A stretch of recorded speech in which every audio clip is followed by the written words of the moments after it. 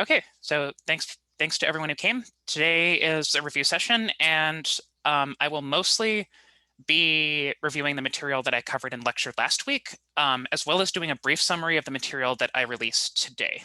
A quick update, by the way, the slides for lecture 8, which is the marine wildlife lecture, they're up now. The recordings are not up yet. I'm a little bit behind, but I am going to record the lecture after this session and get that up. But the slides, which have the notes that I lecture from, are posted on GauchoSpace now, so you can start studying those for lecture 8 now. And the key terms for that are indeed in the study guide.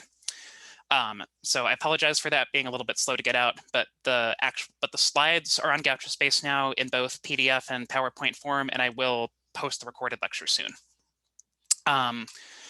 So we're actually about halfway through the course now, which is kind of hard to believe. The quarter system always kind of sneaks up on me, but we're the lecture that I'm releasing today, lecture 8 on marine ecology and marine wildlife, is the last new lecture of material that we're going to have until after the midterm. So the midterm is technically open now, but unless you feel really, really confident in your understanding of Antarctic marine wildlife, then I wouldn't take it yet until you've gone through that. But it will be open until Sunday, February 7th at 11:59 p.m. So you have a while to take it once you feel like you've caught up with all of your notes and with all of the lecture material, but just make sure that you don't start it too close to, don't start it at 11 o'clock on Sunday night if you can avoid that.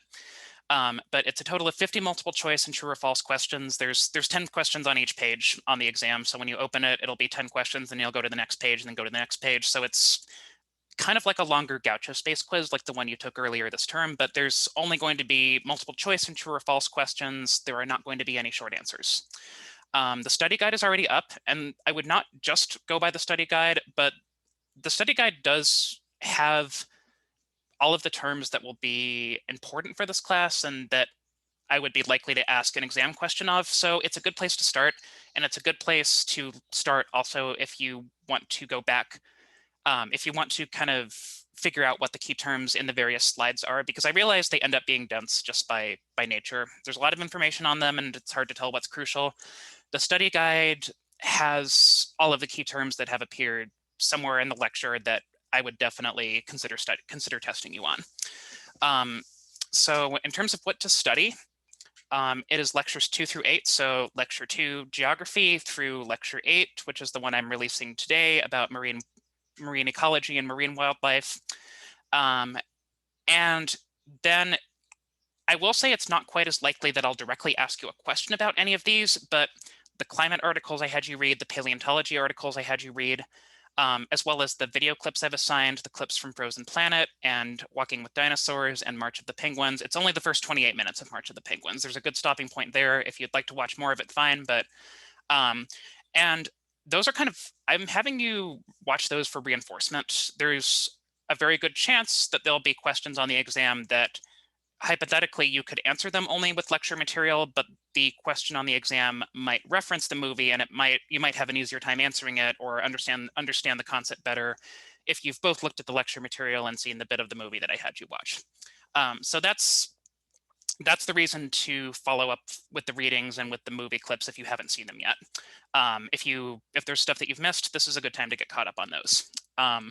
So in terms of comprehensive exam review, because today is going to be a little more targeted towards just the material we did last week, lecture 9, which I will release on Wednesday, is not going to have any new material whatsoever. It's all going to be review. And in office hours that day, I know I don't have it as a presentation. I know I don't have it listed as being review on the syllabus, but I am going to present an informal version of the review lecture that day in office hours. I might actually, I'll see what I do exactly. There's a small chance I actually might record the lecture live and do that during office hours, but either way, I will go through a version of my lecture 9, which is the review presentation, in office hours on Wednesday, and I will definitely record that separately. One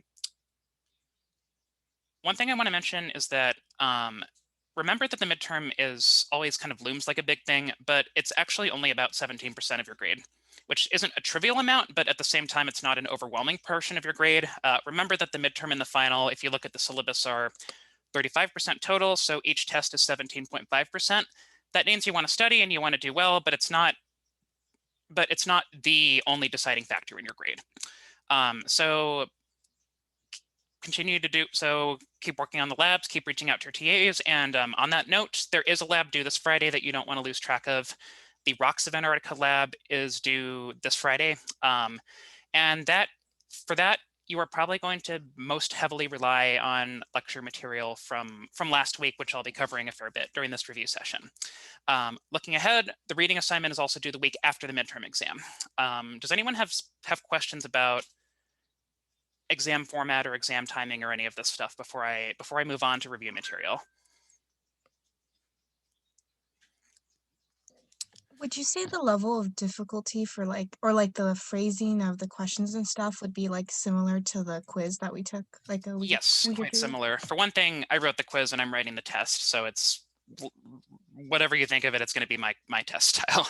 But yes, the difficulty is, I'm kind of aiming for the same difficulty, like focusing on key terms and key concepts, hopefully not as much nitpicky details, but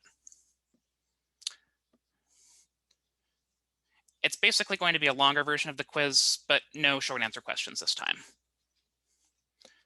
And my cat is wondering if she has to take the exam, and she does not. Oh, sorry, I didn't mean to jump ahead so fast. Other questions before I move on? Okay, cool.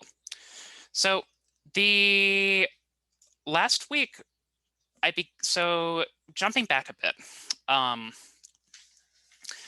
in week 3, which is the week where Martin Luther King Day happened and I didn't record a lecture on Monday, I began doing geology and did a lecture on plate tectonics, the discovery of plate tectonics and different types of plate boundaries. And then the week after that, week 4, we launched into a discussion of fossils and paleontology, and then used that as the basis for a brief highlights reel of the geologic history of Antarctica, essentially.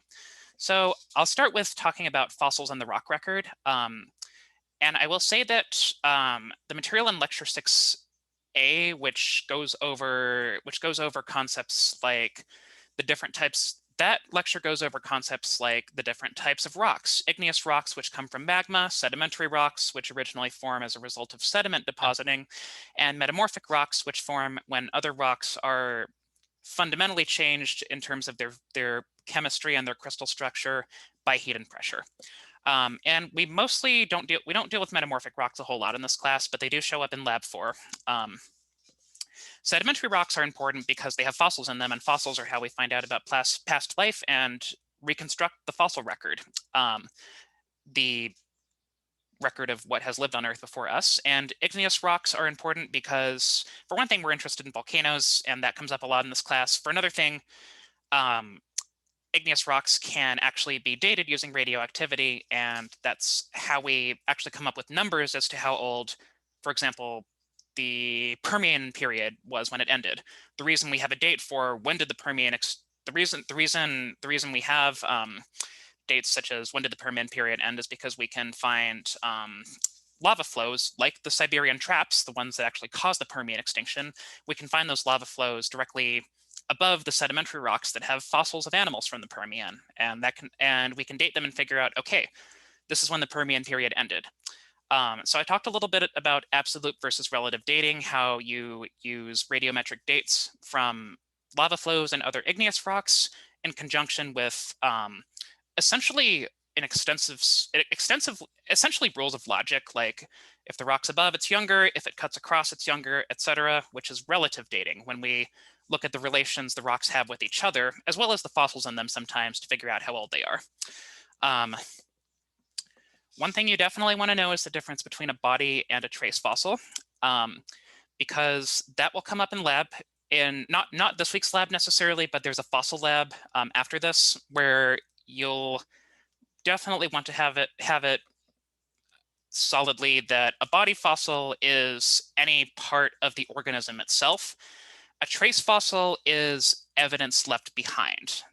So if we were evidence left behind of something the organism was doing, so if we were going to apply it to humans, a body fossil would be like if we found baby teeth, like if we found human baby teeth, that's a body fossil.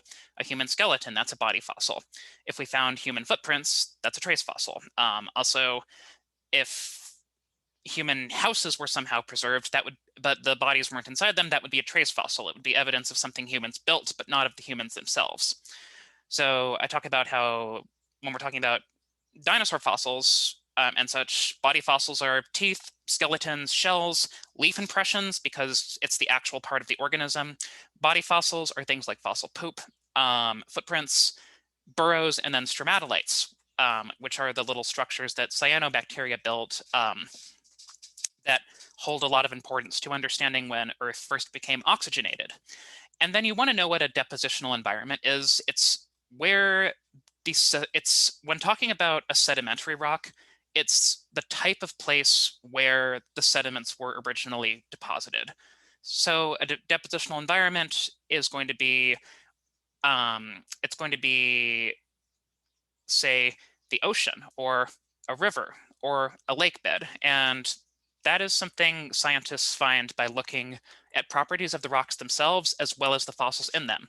They'll look at, say, how rounded the class of sediment are, or whether it's mostly sand or whether it's mostly mud, as well as, are we finding fossils that look like lake organisms, or are we finding tree leaves, or are we finding deep sea marine fossils, et cetera, et cetera. Looking at this, does anybody have any specific questions about material they remember from kind of the fossils and paleontology part of the lecture before I move on? And this isn't every single key term, but this is kind of this is a sort of a quick outline of the concepts I go through in that part of the lecture.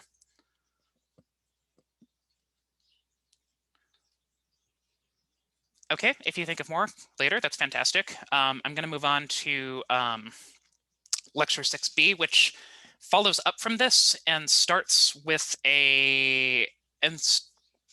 goes through Earth's history very, very, very rapidly. There's a lot more interesting stuff in here and a lot more details that I wish I had time to flesh out, but it does kind of come across as a bit of a highlights reel just because this class, there's so much we have to cover in this class. But it all began with cratons and orogenies. When Antarctica first started to exist as a continent, it was very early in what we call Precambrian time. And Precambrian time is the vast period of time which is very poorly represented in the rock record today. We don't have a lot of rocks left from it, and also very poorly represented in the fossil record today, partially because there aren't many rocks, but also because there wasn't much life to begin with, and there wasn't much life that actually preserves well as fossils until what is known as the Cambrian explosion. But from what little we do have of the rock record, including from Antarctica, Antarctica's oldest rocks are from Precambrian time, and we find records of these early cratons, these bits of continent that came together over a period orogenies, mountain building events in which subduction created volcanoes and also brought smaller pieces of land closer to the continent and kind of jammed them on and made mountains, similarly to what is happening with the Himalaya today. Antarctica was first built essentially geologically by a series of mountain building events, and those mountain building events largely came to an end before the Cambrian period. There have been a few small events since then, but for the most part, the Antarctic continent, especially East Antarctica, has been together as a cohesive mass since Precambrian time. And even though, like I said, we don't know a lot about Precambrian time, we have a couple of interesting episodes recorded in Antarctica from it, and worldwide also. We know that we have evidence of the atmosphere first getting oxygenated by the appearance of stromatolite fossils, which show us that cyanobacteria, which are microscopic photosynthesizing organisms, were starting to add oxygen to the atmosphere. And we still have stromatolites today, which is how we know that they were doing this, basically, and how we could make that connection with the fossil record. And cyanobacteria adding enough oxygen led to more like an ongoing event, I would say, but it's referred to as the Great Oxidation Event because there was, geologically speaking, suddenly a lot more oxygen, a lot more available oxygen in the atmosphere than there had ever been because there had been no photosynthesis before. And that led to a period of oxygen accumulating in the oceans and then causing the iron in the oceans to oxidize or rust and actually fall out as solid rust to the seafloor, which in the rock record produces the banded iron formations. These rocks that were originally seafloor mud that alternate between red from when iron fell out, and gray when oxygen was having to build up again. And the thing you need to remember about the banded iron formations is they went back and forth because oxygen was not in equilibrium yet. Oxygen eventually was present enough in the atmosphere and the ocean that it became in equilibrium with the iron, and the iron, what little iron, there's only now, like, iron kind of accumulates in the ocean, just it doesn't do that same dramatic falling out effect anymore. The levels of oxygen have become much more stable over time. The banded iron formations are kind of a sign of early instability in the levels of oxygen, and also in the fact that it kind of took an adjustment period for levels of oxygen to reach current levels. And it took a long time. In fact, the Cambrian explosion, which I've talked about, probably happened when it did to some extent because oxygen levels had gotten to a point where a lot of complex multicellular life could evolve. And the Cambrian explosion is when mollusks and like snails and octopuses and their relatives and clams, as well as arthropods like insects and crabs and trilobites, which are an extinct form, but also the ancestors to fish and corals and lots of other, pretty much all marine phyla, like all major groups of marine animals. They all showed up in the Cambrian period because by that point, that was when oxygen levels had reached a point where a lot of complex multicellular life could live. Something on here that I kind of skipped, a couple things I realized I kind of jumped ahead to, but I would say the other most interesting events from Precambrian time are snowball Earth, when the entire Earth became covered in glaciers. So Antarctica had glaciers during the Precambrian. And there's also the fact that Antarctica was attached to North America during Precambrian time, because they have found almost identical rocks in southwestern North America and East Antarctica. So that's the sweat hypothesis, that before Pangaea, before Antarctica was part of that supercontinent, billions of years before that, it was part of a different supercontinent called Rodinia, and as part of the Rodinian supercontinent, Antarctica was actually attached to North America. So that's really cool. That's going back in way deep time, because Antarctica has not been associated with North America for quite a while. If we talk about geology during the dinosaur age and the mammal age, Antarctica is in a different place. It's attached to Australia, but it's a really long way from us. And it's kind of cool to think that Antarctica was geologically closely associated with southwestern North America at what is basically the dawn of geologic time, as far as we're concerned. But Precambrian time, not much to say about it from Antarctica compared to other things, and not much to say about it worldwide because the rock record is so poor. But in the Cambrian period, which is when what is known as the Paleozoic era begins, that is when most major groups of life forms show up. The seas became full of sea life. The land was eventually colonized. And one of the first bits of evidence of land-based life in Antarctica is actually the coal in Antarctica. The coal in Antarctica formed from when the continent, and honestly a lot of the world, was covered in these swampy, steamy jungles of sorts, not inhabited by flowering plants, but inhabited by conifers and horsetails and other spore-bearing plants, other sort of primitive plants, as you'd call them. And when those masses of plant matter become buried before they can completely decompose, they form coal. So there is coal in Antarctica formed from these ancient swamps. It is forbidden to be extracted, but it is there. And it's fundamentally the same reason there's coal in the United States. The coal in the United States was formed in swamps that existed geologically at that same time. And why was this all over the world? It was because that was when Pangaea had started to form again. The Carboniferous was when Pangaea began to come together, and the Permian period, which is at the end of the Paleozoic era. It's right before dinosaurs show up.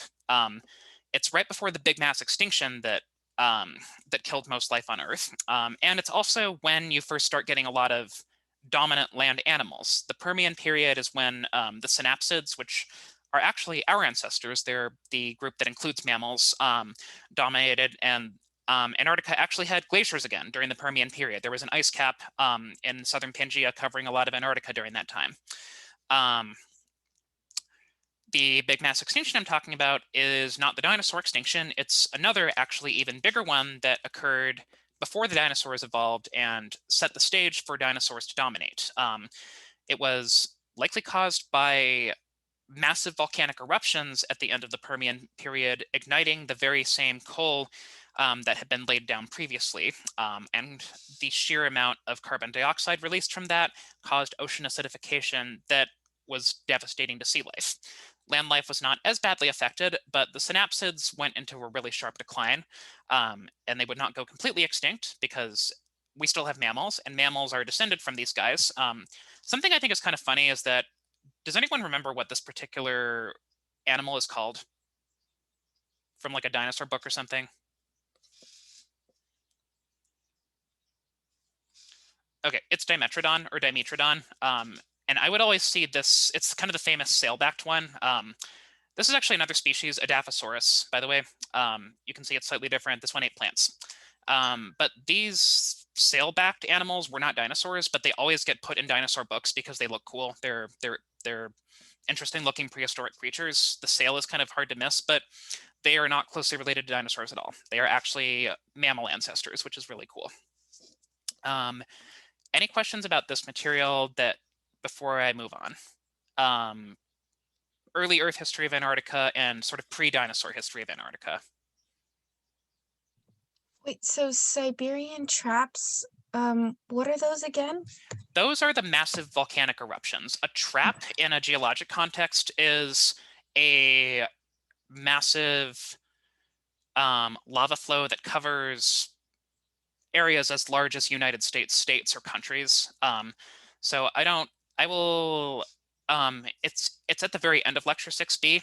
There's a map of the area covered by the Siberian traps, and it is a lot of eastern Siberia. It is a large expanse. It's an area about as big as Mongolia, actually. And they're called traps simply because so much gets trapped in their way, like so much gets destroyed in their way. That's the name for the massive volcanic eruptions that are believed to have triggered the Permian extinction. Does that answer your question? So the Siberian traps lit the coal that what did it do exactly to the water? You were saying it oxygenated? Yes. So burning coal produces carbon dioxide. Carbon dioxide gets taken up by the ocean. The ocean actually acts as a buffer for excess carbon dioxide in the atmosphere. And we will come back to this in more detail when we cover climate change. But if you add too much CO2 to the ocean, it starts to create carbonic acid, and that will kill marine life. And that's what's happening today. The oceans are getting more acidic because of excess CO2. And the Permian extinction appears to have actually been a kind of a freak natural occurrence that produced a similar effect to what we're doing today, with coal being burned and CO2 forming carbonic acid in the oceans. Does that make sense?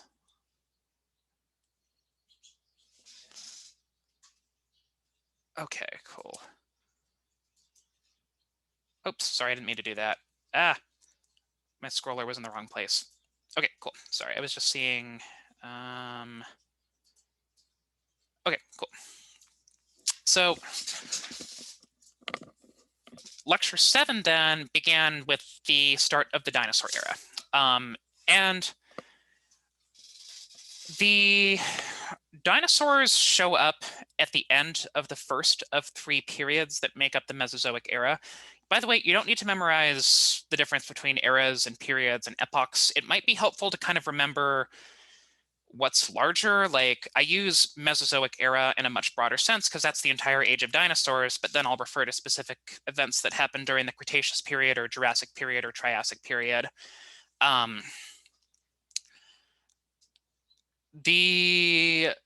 But you want to know that there are intervals of geologic time, and if I mention a specific one like Jurassic period, you want to have a sense of where I've brought it up. Like, I bring it up in the context of dinosaurs that lived during the Jurassic, as well as the fact that that's when Pangaea started breaking up.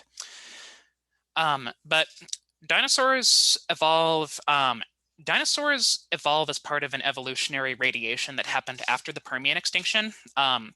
During the Triassic period, the first period of the dinosaur age, Pangea was all together, and Earth had become much hotter overall. The ice caps that I mentioned being in Antarctica during the Permian period were all gone.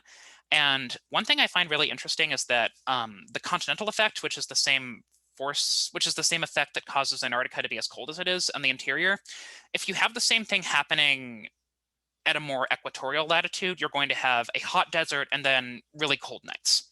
So Pangea was, to a large extent, a desert in the interior. Antarctica was a little bit more temperate and rainy, but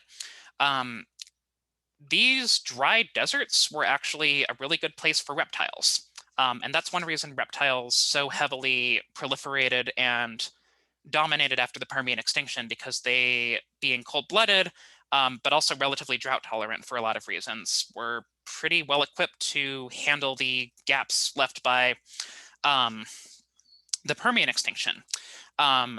Not all of the synapsids went extinct. The synapsids are the mammal ancestors, and I mentioned a few specific interesting ones in the Triassic, like Lystrosaurus, which is an animal that's been found in Antarctica, as well as India and Africa, and cited as evidence for continental drift, because those continents were right next to each other during the Triassic. But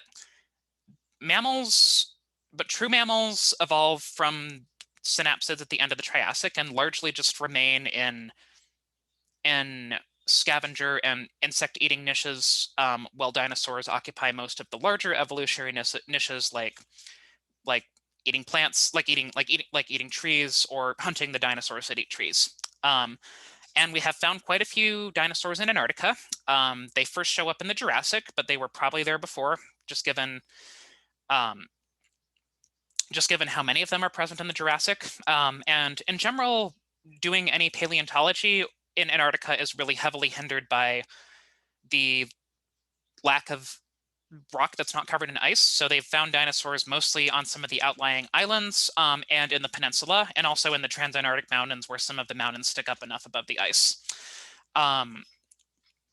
So they have found just a few dinosaur species in Antarctica, like Cryolophosaurus, which is the crested one, Glacialosaurus, which is the long-necked plant-eating dinosaur that Cryolophosaurus probably preyed upon. And then they've also found an armored dinosaur called Antarctopelta from the Cretaceous period, from a bit later.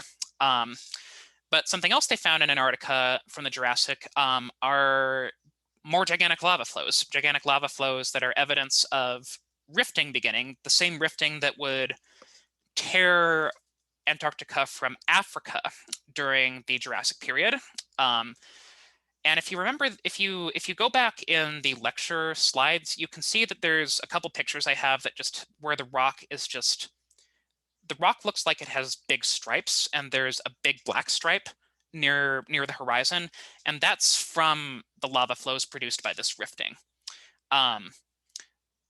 That very same rifting is actually still going on. Remember that Antarctica is surrounded, and the oceans around Antarctica have spreading centers in them, and that's causing the Southern Ocean to get bigger still.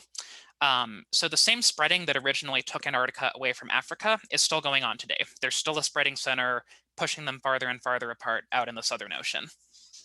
And a lot of Antarctica's remaining history is defined by the other continents kind of dovetailing it out of there, rifting episodes beginning and slowly taking the continent away. And that's something else I want to mention. Mid-ocean ridges, like the one under the Atlantic, those originally form on land, and those have not always existed as they are.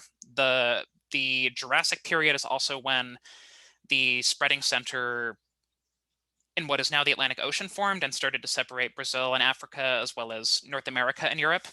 Why is there so much rifting in the Jurassic? I briefly alluded to the fact that geologically there seem to be cycles of intense periods of rifting, as well as periods when the continents come together into a supercontinent. And there is actually a term for that, Wilson cycles. I don't need you to memorize that, but there is a rhyme or reason as to why we get this repeated cycle of continents come apart, continents come together, and it seems to have something to do with mantle, with convection of material in the mantle. But anyhow, dinosaurs would decline before the end of the Cretaceous period. Some people think that has to do with more volcanic eruptions in India, actually the Deccan traps. So that's another place where the term trap shows up. But those were not large enough to have caused the complete disappearance of large dinosaurs at the end of the Mesozoic, and the Deccan trap eruptions were a bit earlier. Dinosaurs were wiped out worldwide by a giant asteroid impact. And the giant asteroid impact mostly killed dinosaurs by blocking sunlight out. Something I'll linger on a little bit in the ecology lecture is that unless you are living at a black smoker or another extreme environment like that, the energy you use is going to come from the sun originally. And if there is enough dust in the air, that will actually cause there to be measurably less sunlight, and that means that plants will get less solar radiation, and they won't be able to make food, and they'll simply have a mass plant die off. That's what happened. That's what seems to have happened when the asteroid that killed off most of the dinosaurs was large enough to send dust into Earth's atmosphere for years. And that mass die-off of plants caused a mass die-off of large herbivores like Triceratops and Parasaurolophus and the other duck-billed dinosaurs. And then meat-eating dinosaurs like Tyrannosaurus that fed on them also went extinct. The survivors were animals like mammals, which were small and often opportunistic, and most of them were not true rodents yet, but a lot of mammals during the dinosaur age lived a lifestyle very similar to rats or shrews, just kind of eating whatever, kind of just staying out of the way of the larger predators, living at night a lot of the time. So a lot of them survived the dinosaur extinction fine, and a few dinosaurs did too. Birds are dinosaurs, and dinosaurs still live on Antarctica to this day in the form of penguins, actually, which penguin ancestors might have actually coexisted with the dinosaurs, but we find some of the ancestors of penguins that are definitely penguins during the early part of the Cenozoic, or the age of mammals. So most dinosaurs go extinct, and then begins the Cenozoic era, which is the interval of geologic time that we're living in right now. Actually, we're still in the age of mammals because we ourselves are mammals. We just now dominate the Earth disproportionately compared to other mammal species. But Antarctica did have quite a few interesting land mammals during the early part of the Cenozoic. I went over a few of them and how they're not really, outside of a few horses, a lot of them aren't that closely related to modern species because they're from an early evolutionary radiation of lots and lots of different mammals immediately after dinosaurs went extinct. Antarctica was still attached to Australia throughout all of the Mesozoic and the early part of the Cenozoic. The dinosaurs that you saw in the Walking with Dinosaurs episode are from Australia, but similar dinosaurs almost certainly lived in Antarctica during that time because the two continents were connected. And there was a similar ecosystem that experienced polar night. So as long as Australia was attached to Antarctica, that meant that there was not going to be the Antarctic circumpolar current. And that kept Antarctica relatively warm for the early part of the Age of Mammals. So that's why I had some slides on Antarctic land mammals, because there were still a few before Australia broke off. But Australia completely broke off from Antarctica during what is known as the Oligocene epoch, kind of smack in the middle of the Age of Mammals. And from that point on, it's just all icy wastelands as far as Antarctica is concerned, at least as far as its terrestrial biodiversity is concerned. Questions about any of this? Dinosaurs, early mammals of Antarctica, birds, anything of the sort? And again, this is kind of like a run through of topics I went through in this lecture.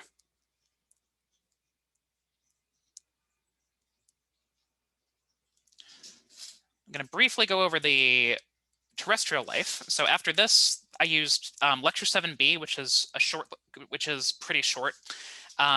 Goes over the very small assemblage of terrestrial life that still lives in Antarctica, that survived the opening of gateways and the formation of the Antarctic circumpolar current around the continent. So we still have some extremophile microorganisms in places like Blood Falls, and Blood Falls is a really interesting example of an ecological community that doesn't rely on sunlight much at all, because very little sunlight makes it through this glacier. So the bacteria actually get energy from reactions with inorganic chemicals, with iron and sulfur in the bedrock, which is really cool. The cool thing about extremophiles is we study them because we're interested in what they might tell us about early life, because early life, before cyanobacteria produced much oxygen, lived in a world with very little oxygen. And complex life didn't really evolve until the world had become oxygenated. So extremophiles in general are going to be tiny microorganisms, just single-celled organisms, microscopic. And you have a couple of interesting examples of them in Antarctica because you have some weird extreme environments in Antarctica. But looking at the more macroscopic or visible level, you do have mosses, you do have lichens, you have exactly 2 flowering plant species. You have a number of interesting arthropods like the midge, which is technically the largest land animal in Antarctica now, and the tardigrades, which are the little water bears. But today, most of Antarctica's biodiversity is in the oceans. And this is the lecture that I just put the slides up today and have not recorded the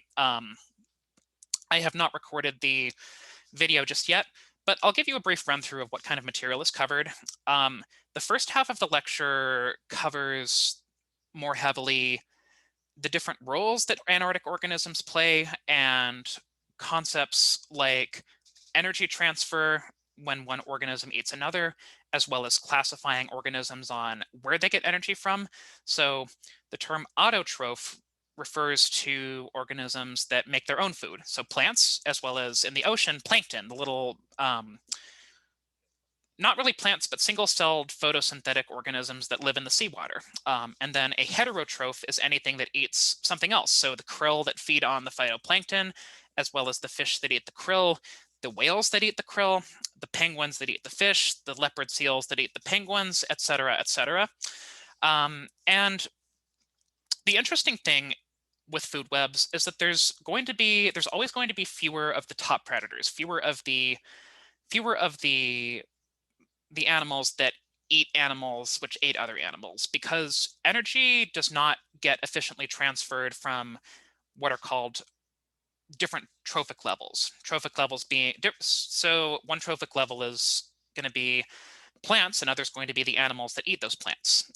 When the animals eat those plants, only 10% at the very most, only 10% of the energy present in those plants gets efficiently converted, gets efficiently used by the animal. And that's why we ecologically are not going to have very much in the way of orcas, the top predators in a marine environment, or say lions or wolves, which are the top predators in a land environment.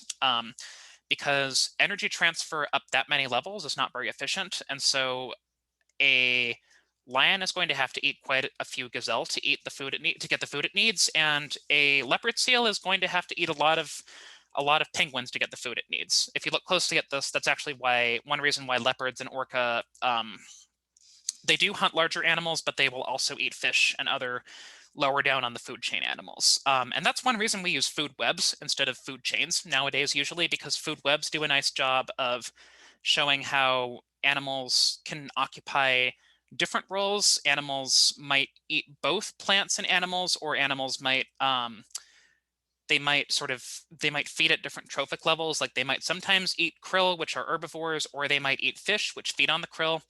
Either way, the first half of the lecture has quite a bit of material on food webs and photosynthesis, and on some interesting oddities that are relatively unique to the Antarctic ecosystem. You see parallels with them in the Arctic also, but how sea ice plays a role in providing a space for phytoplankton to be dormant during the winter, and also how that algae being there allows krill to feed over the winter when there's no sunlight. But a really interesting thing is that during the summer, when the sea ice melts, all of that phytoplankton, all of that algae, basically the phytoplankton living in the ice, gets released, and that creates a productivity boom. That creates conditions for the phytoplankton to just proliferate and start photosynthesizing like there's no tomorrow. Because for one thing, during the summer, there's 24-hour daylight, so they can photosynthesize 24/7. Two, during the winter, since there is no photosynthesis, nutrients accumulate, and so during the summer, there's a ton of nutrients for the phytoplankton to use. And also something I mentioned in the lecture is that there is upwelling of nutrient-rich water in the Antarctic waters, and that helps actually make the Antarctic oceans a really ecologically productive place during the summer. There is a lot of marine life in Antarctica. A lot of it's mostly there during the summer, partially because some animals migrate. Whales, for example, baleen whales like humpback whales migrate to Antarctica to take advantage of the food during the summer, and then they'll go and breed in warmer latitudes in the winter. And the humpback whales we see on the west coast of the US are not going to Antarctica, but to the Arctic. They're making a trip between breeding grounds in the equator and then the Alaska, where there is a similar productivity boom in the summer and where they can feed. In terms of the actual animals and plants I talk about, phytoplankton I kind of addressed during the portion of the lecture that talks about ecological roles. I go into a little bit of detail about Antarctic krill and how they're kind of the main food source for a lot of Antarctic wildlife, how baleen whales rely on them, how fish rely on them, how even some seals eat them. A couple of spotlights on some interesting Antarctic fish, like the icefish and the toothfish. Yes, I have info on penguins, mostly on the emperor and the Adelie penguin, because those are the two that actually breed on the Antarctic continent, but a little bit of information on penguins in general about how they stay warm, and about their breeding habits. A couple of slides on seals and the different types of seals in Antarctica, like the leopard seal, which is the top predator in Antarctica, which is one of the top predators in Antarctica. If you watch the clip of March of the Penguins, the reason that emperor penguins do go inland is to a big extent to avoid leopard seals. Penguins, not all penguins do that. It's only the emperor penguins that actually have their rookeries inland, and that's one reason they're so big. Actually, it's not a coincidence that the largest penguins are those that spend the winter inland, because large animals actually have an easier time regulating body temperature. As your size gets larger, your surface area does also get larger. And surface area is important because if you're warm-blooded, you're going to lose heat through your surface area. But as an animal gets larger, the surface area, even though it's also increasing, it increases at a slower rate. Surface area doesn't get bigger proportionally to size. So what that means is that larger animals actually have a smaller surface area to size ratio, and they don't lose heat as readily. So that's actually another reason why some Arctic polar mammals are so big. Polar bears are the largest bears, and then you have musk oxen.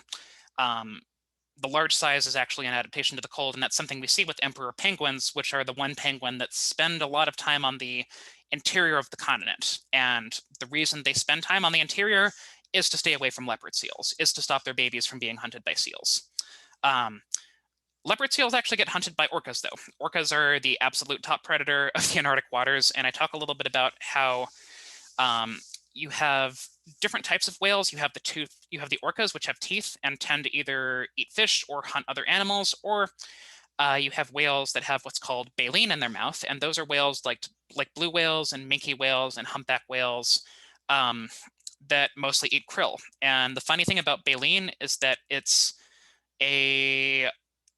essentially hair growing in the whale's mouth. It is made of the same substance that we have in our fingernails and that makes up our hair, keratin, and it replaces teeth and allows them to filter krill from the water and filter feed, basically. And then we have seabirds. Then we have a couple of albatrosses and skuas, and Lecture 8 is largely an overview of these particular animals and some interesting factoids about them. So when you're going through those, I would say, as far as how specifically you want to study, it's worth, I linger on concepts like how penguins stay warm and how seals dive deep and how whales filter food from the ocean using baleen. So you definitely want to make sure that you study those slides and understand those concepts. I do apologize for not getting the video for Lecture 8 put up yet. I'm a little bit behind on that, but that will be up later tonight. And then Lecture 8 is it for new material. Lecture 9 will be a recap. And this presentation kind of more closely focused on oh, I love my kitty too. She loves to crash the things. But this lecture kind of was more closely focused on summarizing last week's and kind of giving a summary of the last bit of new material. I will do an informal presentation during office hours on Wednesday about just general exam review and general terms from the term so far. Sorry. So that's what I have for today. Before I turn the recording off, does anybody have any questions that they're fine going into the recording that might pertain to this? Well, I just wanted to know, I know sometimes in the study guide, or you have that we should like know the Antarctic research stations, and like should it be just that where they're located and that they're like from the U.S. or more specific things like the things they do there? Do you know what I mean? Yeah, as far as the research stations go, know where the 3 that the United States operates are, and know just kind of like, and it's basically like Amundsen Scott, it's at the South Pole. McMurdo is on Ross Island, and Palmer is at the Antarctic Peninsula. You should be able to associate it with like a geographic term that I've also brought up before, like in the geography lecture. Like I've talked about the geographic South Pole, I've talked about the peninsula. So you can remember, oh, there's a United States base on the peninsula. Or as far as the other countries' bases, I did not put any questions in the exam about those. Does that help?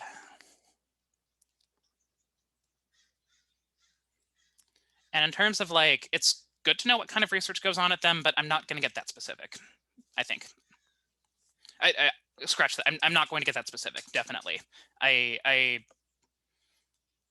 didn't linger on, I didn't really linger on what specific research gets done at McMurdo versus Palmer to really put that on the test. McMurdo is kind of the big US base and where the vast majority of the operations are headquartered from. So a lot of ocean research is kind of spearheaded from there, even if the researchers might be 10 miles away from the base in a camp.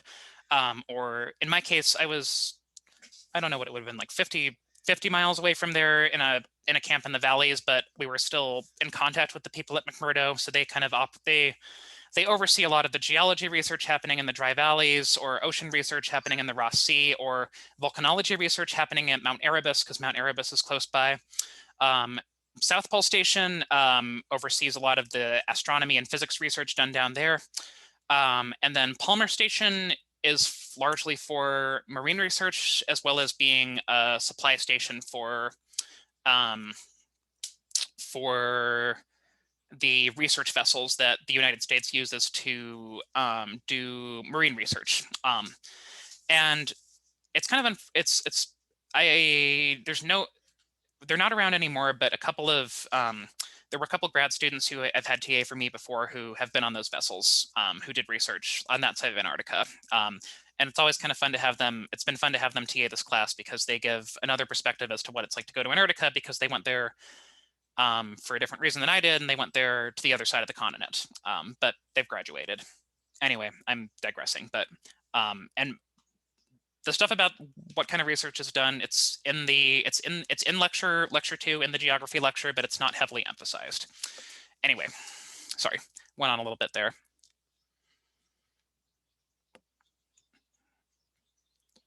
Other question? Oh, sorry, I heard someone. No, I'll let someone else go if they need to go.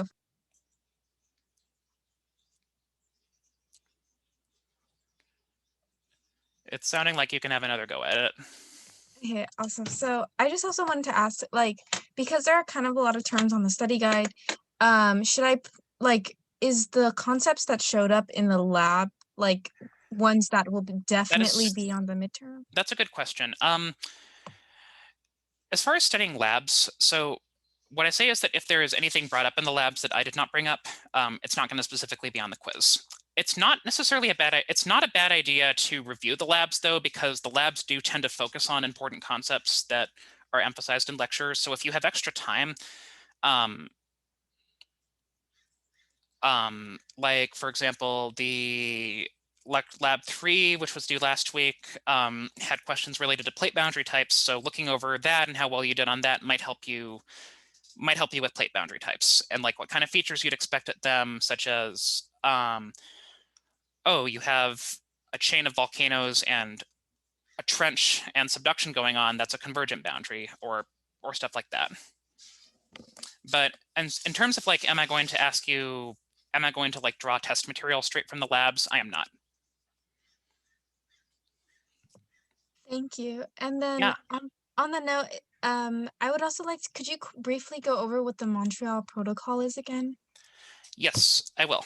The Montreal Protocol was an agreement signed by most large industrialized nations to cut back on emissions of CFCs. And CFCs are chlorinated fluorocarbons. They're one of the main compounds responsible for destroying ozone. So the Montreal Protocol was the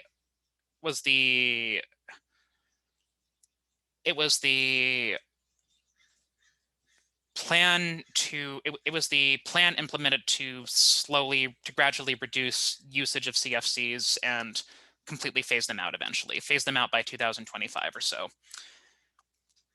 And we haven't really talked about climate change. We haven't talked about climate change as the main subject yet. I've alluded to it a bunch of times, but the Montreal Protocol and the task of mitigating ozone depletion has been cited as an example of it has been possible to make efforts to solve a large-scale problem before. I think one thing it misses is that society is not quite as dependent on refrigerant gas. I would say society is pretty dependent on we use CFCs to act as like refrigerant gases and as carrier gases and aerosols. And it's not a CFC, but the other compound that causes ozone depletion is nitrous oxide compounds, and those are often produced by jet fuels. So to what extent you consider air travel essential, but air travel was causing this. But I don't think I think the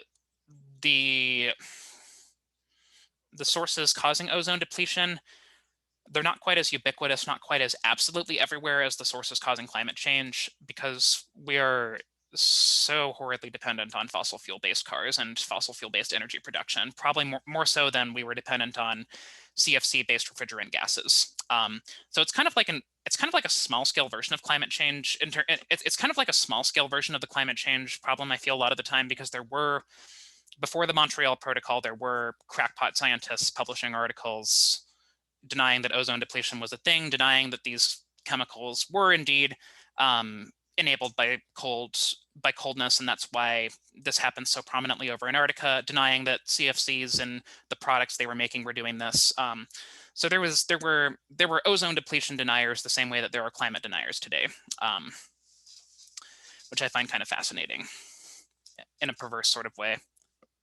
But does that make sense? Yes, it does. Thank you. Cool.